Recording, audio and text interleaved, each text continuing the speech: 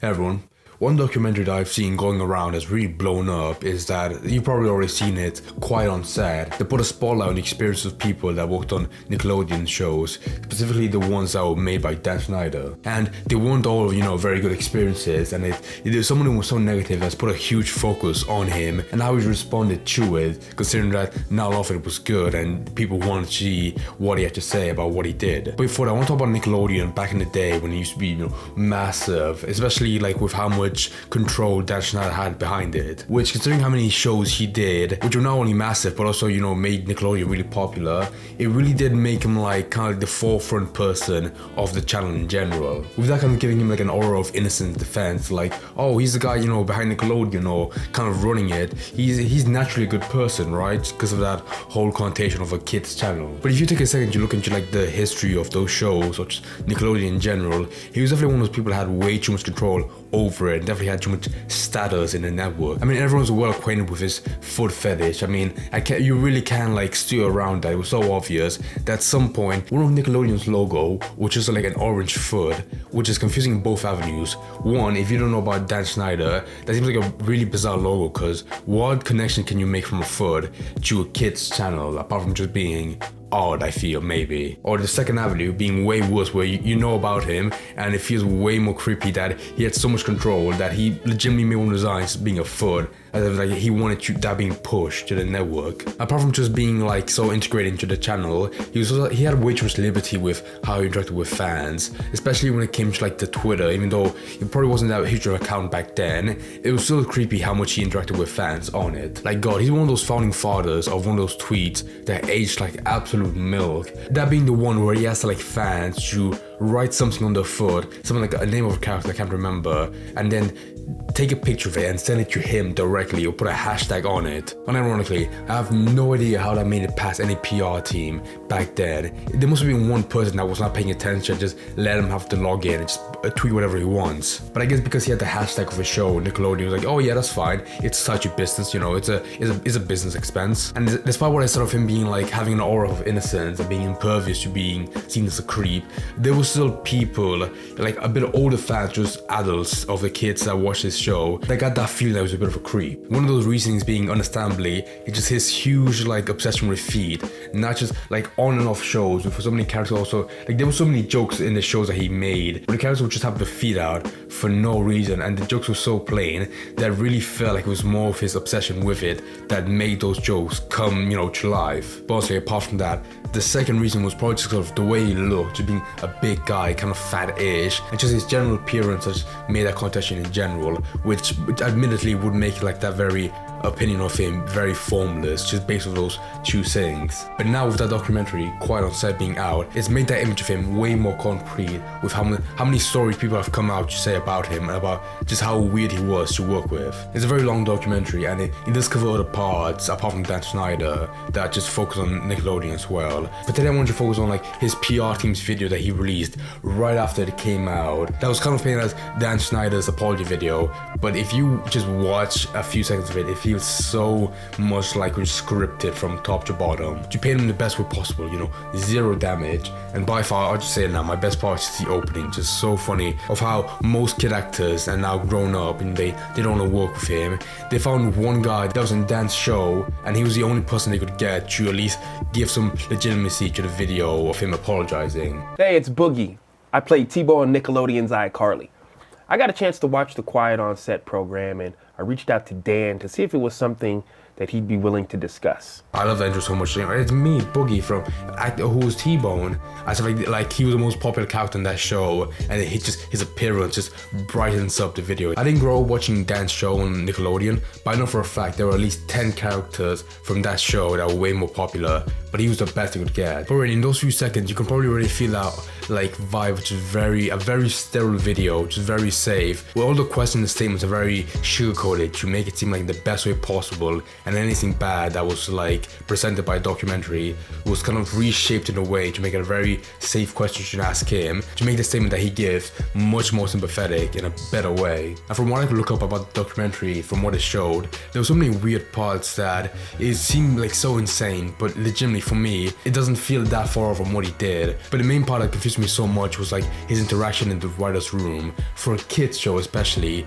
you would think that an area where like just simple stuff like writing a script or coming up with like an idea for an episode would be, you know, a very like calm place where not like crazy stuff happens all the time. But there were a lot of people that worked with him that mentioned like how many off-color jokes he made are very awkward, not just for the people that worked with him, like adults, but also kids that were there in there as well. Like the kinds of jokes that you never make around anyone else, like especially your friends. But I'm guessing he had the defense of like, oh, it's the writer's room, you know, we're coming with episodes. You have to be wacky and crazy for all that kind of stuff. But of course, the person that makes all kinds of jokes and only finds himself funny would definitely come with that kind of reasoning for what he said. But another part that I found so funny is in the apology video when he mentioned like watching the documentary, there was certain parts that he felt, you know, bad for, as he put it in his own words, that he wanted to call up people and apologize for what he did. For sure.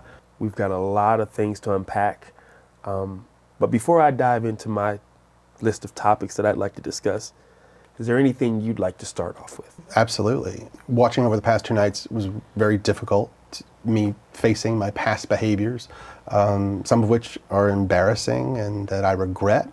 And I definitely owe some people a pretty strong apology. Which when I first heard that sounds like the most PR statement ever. Like just right off the second, like when he saw something bad happen about him, he called up people to apologize that quickly. As well as his response to a huge issue people had with the show, with a lot of like weird jokes made about it, especially a kid's show nonetheless. And his reason being like, oh, the jokes were too weird, we'll just cut it out, which of course sounds, you know, good. But looking back, if a lot of them were kept in the episode, clearly you found it, you know, safe and funny enough to stay in and just didn't care about what the people said, you know, which were definitely people that were against it. But, you know, he was the main guy on the show.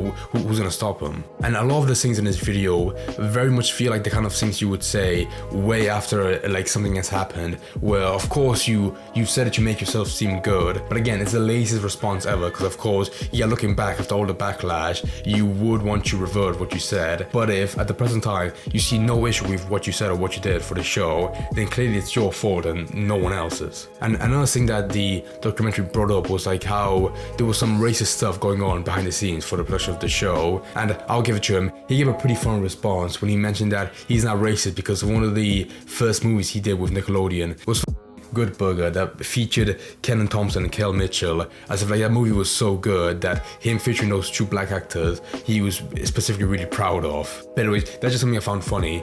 But one huge like meaty part of the video was when he talked about Brian Peck, which if you guys haven't heard of, when I looked up the story about him, which is so insane. But to give a quick rundown, he's one of those like talent coaches for kids that like help them behind the scenes, you know, to make them good.